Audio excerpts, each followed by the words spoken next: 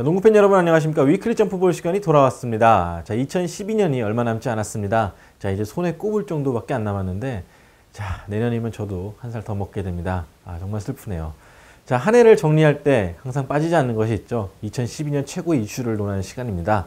자, 저희는 이제 또 색다른 기획을 해봤는데요. 이제는 말할 수 있다. 2012년에 가장 기억에 남는 사건들을 저희 기자들이 돌아가면서 준비를 해봤습니다. 자, 과연 어떤 사건들이 우리 기자들 마음을 아프게 하고 또 즐겁게 했을까요? 또 어떤 사건들이 농구 팬들의 가장 뜨거운 이슈가 됐을까요? 자, 지금부터 한번 살펴보시죠.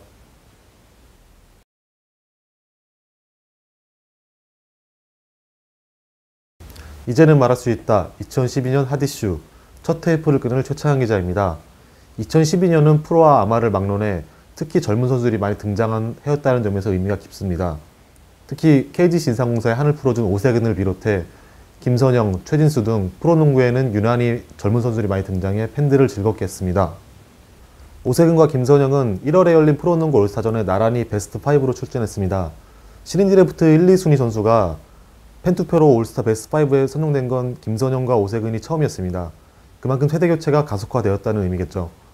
오세근과 최진수가 어린 시절부터 스포트라이트를 받은 선수라면 김선영은 프로에서 꽃이 핀 케이스를 할 수 있습니다. 사실 유재학 감독은 광저우 아시안게임에 김선영을 데려가려 했습니다. 그 정도로 대학 때부터 기량은 출중했던 선수였는데 스포트라이트를 못 받은 거죠. 대학 농구에 대한 미디어의 관심이 그만큼 적었다는 얘기를 할 수 있습니다. 그런 면에서 프로 아마 최강전이 초대 대회가 열렸던 건 그 자체만으로 의미가 깊다고 할 수 있습니다. 이렇게 잠깐 얘기가 3,000% 빠졌는데 아마농구에서도 이종현, 박지수라는 대형 센터가 등장했습니다. 이들 모두 한국 농구의 미래를 이끌 기둥들인데요. 이종현은 고려대에 입학을 했고 박지수는 이제 막 중3에 불과합니다. 2013년에 이들의 성장을 지켜보는 것도 농구 팬들에게 큰 즐거움을 안겨줄 수 있는 요소라 생각합니다.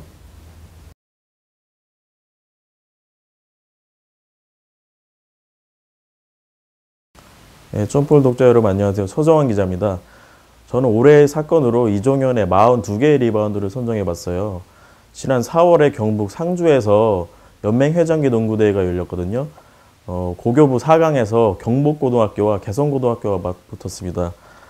그 당시에 경복고의 이종현 선수가 무려 42개의 리바운드를 잡았어요. 제가 처음에는 기록지가 좀 잘못 나왔는 줄 알았어요. 42개가 솔직히 말이 안 되잖아요. 근데 협회에 제가 정식으로 요청을 했더니 협회에서 42개가 맞다 이렇게 공식 기록을 확인을 하시더라고요. 그래서 도저히 믿을 수 없었는데 믿을 수밖에 없는 그런 어처구니 없는 상황이 나왔습니다. 그래서 경기 후에 이종현 선수를 만나서 인터뷰를 하러 갔는데 본인도 믿을 수가 없었다 이러면서 고교 농구에서 날 막을 수 있는 선수는 없다고 생각한다. 대학에 있는 이승현, 김준희 이런 선수들을 우상으로 삼으면서 연습을 많이 했다 이렇게 밝히더라고요. 그리고 제가 나중에 박인태 선수도 만나서 인터뷰를 해봤는데 그 당시에 컨디션이 좋지 않았다 이러면서 나중에 이종현 선수를 다시 만나면 그래도 자신 있다 이렇게 확실하게 말을 하더라고요. 네, 이종현 선수의 괴물 같은 활약은 고려대학교 진학 후에도 계속되고 있죠. 지난 프로아마 최강전에서는 부산 KT 형님들을 상대로 특히 김현민 선수의 위에서 덩크슛을 꽂아서 화제가 되기도 했었습니다. 그리고 지금 진행되고 있는 농구대잔치에서는 연일 좋은 활약으로 화제가 되고 있는데요. 특히 선배 이승현 선수와의 호흡은 과거 전희철, 현주와 못지않다는 평가를 듣고 있습니다. 자, 이종현 선수의 활약이 2013년에도 과연 지속될 수 있을까요? 지켜보는 재미가 쏠쏠할 것 같습니다. 이상 서정환 기자였습니다.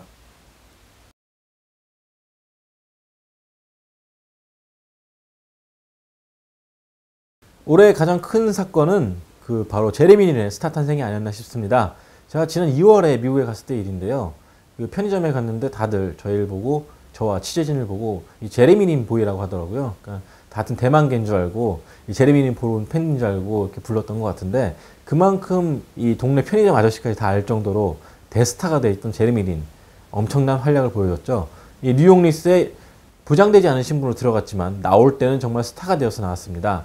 이 뉴욕 니스의 백업 가드에서 시작해가지고 주전을 올라선 다음엔 LA 레이커스를 상대로 38득점, 토론토 랩터스와의 경기에서 위닝샷을 터뜨렸고요. 또 그 외에도 아주 주옥 같은 활약을 보여주면서 일약 스타덤에 올랐습니다. 관련 상품은 불티나게 팔렸고 그동안 NBA를 많이 다루지 않았던 이 국내 지상파 방송조차도 이 제레미 린을 특집 보도할 정도로 엄청난 신드롬을 일으켰습니다.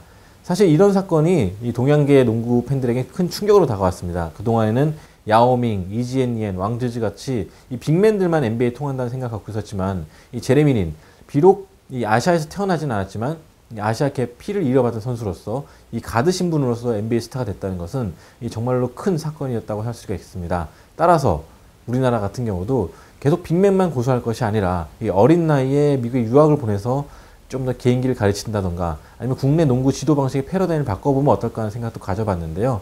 이 제레민의 탄생 아무쪼록 계속 이어져 가지고 이 국내 NBA 인기도 좀 살아났으면 좋겠고 또 국내 지도자들이라든지 여러 부분에 경종을 좀 울렸으면 좋겠습니다.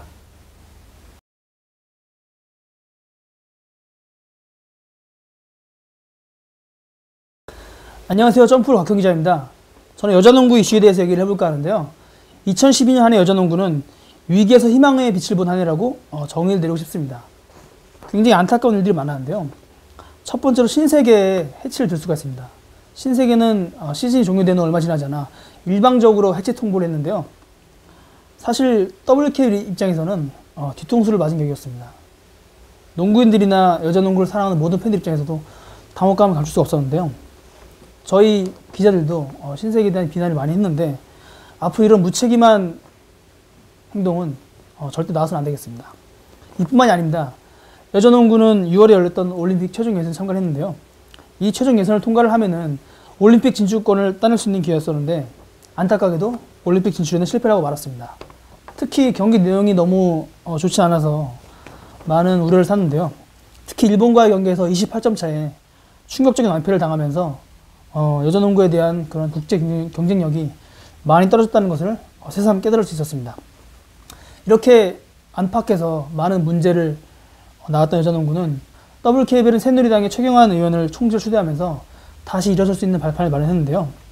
최경환 총재 취임 후 하나 의원이 신세계 농구단을 인수하면서 다시 6개 구단 체제로 시즌을 돌입할 수 있게 됐고요. 특히 올 시즌에는 외국 선수 제도 도입 그리고 수비 3초 폐지 등 변화를 예측할 수 있는 그런 시즌이 됐는데요. 특히 만년 꼴찌였던 우리은행이 정규리그 1위로 올라서면서 올 시즌 여자농구는 어느 때보다 경기를 예측할 수 없는 그런 흥미진진한 시즌이 되고 있습니다. 2013년에는 2012년에 있었던 안 좋은 일을 털어내고 희망찬 한 해만 기억되길 기대해봅니다. 자, 저를 비롯해서 곽현, 서정환, 그리고 최창원 기자가 생각하는 2012년 최고의 사건에 대해서 말해봤습니다. 자, 내년엔 또 어떤 사건이 일어날지 정말 궁금한데요. 저희 내년에도 열심히 달리도록 하겠습니다. 위클리 점프볼도 계속됩니다. 자, 농구팬 여러분 새해 복 많이 받으시고요. 2013년에는 항상 건강하시고 또 생각하시는 일 모두 다 실현되시길 기대해 보겠습니다. 자, 위클리 점프볼 여기서 마치겠습니다.